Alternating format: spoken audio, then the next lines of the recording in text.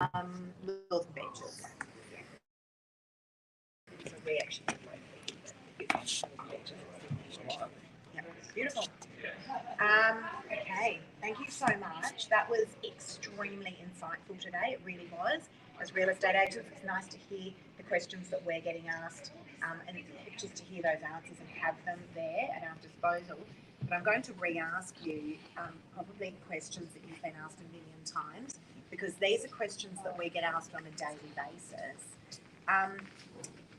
When do you foresee interest rates slowing down? So we're expecting 2 more rate hikes, one in March and one in April. So 25 basis points for both. So that will get the cash rate up from 3.35 today to 3.85, and then so we think that will be the peak, and then you get a period of at least 6 months, maybe a little bit longer, with no change in rates. But we do think that there's a good chance we'll have interest rates coming back down again before the end of this year, but certainly through 2024. Back down to around about 2.5%. That's for the cash rate. The actual mortgage rate, so there's obviously a margin on top of that. But we think the RBA is not quite done yet. They're almost done, and then through next year, rates will be coming back down again. Okay. So remarkable we can watch that like inflation. So should we? Yeah. If inflation starts pulling back, we can be hopeful we'll get some rates coming down. So the inflation number will be critical. Okay.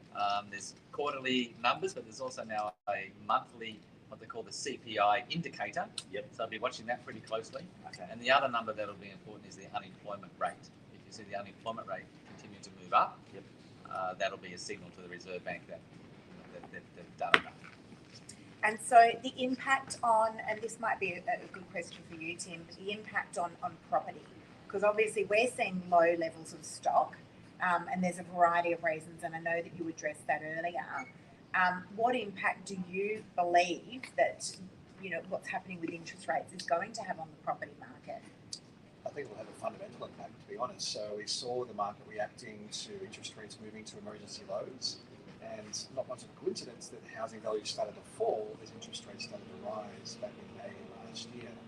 So I think a big part of that just comes back to consumer confidence and sentiment. As interest rates rise, consumer sentiment generally falls, and with interest rates rising as quickly and as significantly as they have over the past 9 to 10 months, it means confidence has come down to about recessionary lows. I mean, people don't want to make high commitment decisions, and of course buying and selling a home is one of the highest commitment decisions you'll ever make. So hopefully CBA is right, and we start to see interest rates peaking out around April and May of this year. If that is the case, I think we'll start to see sentiment gradually improving, especially once rates start to come down. And once sentiment improves and the cost of debt, of course, is coming down, you'll probably find buyers and sellers become more active. Okay, so there's two words. One is the D word, which is the distressed selling, which we don't seem to be seeing much of, I'll be honest with you. And then there's the R word, which is the recession word. Distressed selling, again, we're just not seeing a lot of it. People coming off, and I guess this is probably a question for you to both answer if you can, but people coming off these fixed interest rates, what impact is that going to have on the potential distressed sale? So at the moment, we're not seeing any real signs of distressed selling. Listing numbers, as you say, are remarkably low. Nationally, they're about 20% lower than what you normally expect at this time of the year. And in some pockets, particularly some of your higher end pockets like the Northern Beaches where we're operating, listing numbers can be even tighter than that. So what we find in terms of, say, distress in the marketplace, you generally need what the RBA has described a double trigger. Either interest rates rising, causing housing prices to move low, placing buyers or homeowners in negative equity, and a real sharp rise in unemployment. So we're not seeing either of those things happening at the moment.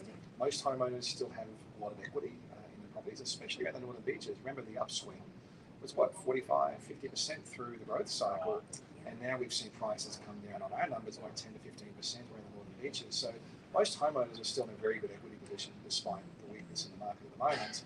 And even though unemployment is just starting to shift a little bit higher, it's still around generational lows. So from both of those sides of things, we're not really seeing any mechanism to cause a surge in distress at the moment. Okay, good. Recession. Yeah, so we're not forecasting a recession here in Australia. And, the definition of that is different depending on who you speak to. But I think that the real key here, as Tim mentioned, is the labour market. So if you see the unemployment rate moving up really dramatically, the risk of recession increase. But the unemployment rate is the lowest since 1974. So last year it hit 3.4%, the lowest since 1974.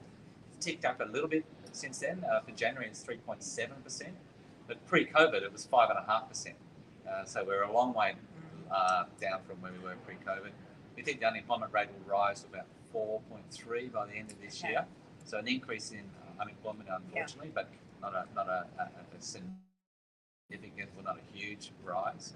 But we're in the hands of the RBA here. If they can manage a soft landing on the economy, then that will be a good outcome.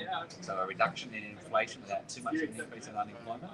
But if they really keep jamming rates up, more than 4%, 4.5%, or even to 5%, then the risk of recession would increase quite a lot. So, but that's not our forecast. Right.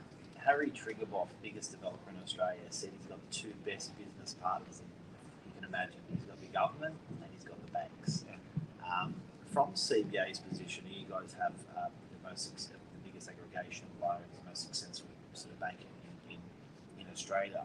Is there a position that you hold where it actually becomes sort of code red? Like, is that a negative equity position where you go, now, because I'm aware that there's like a rating and there's a cost of money, and I'm sensitive that banks are going to turn around and say, we're now in a bit of a nice position, we're going to charge more for our money. Is that such? I can't comment on internal CBA decision making, but it's been made public, not just from Commonwealth Bank but other banks, that we're going to work with our customers through this cycle. So particularly people who are on those very low fixed rates who have to refinance at a higher variable rate, there'll be individual conversations taking place to help people through the cycle.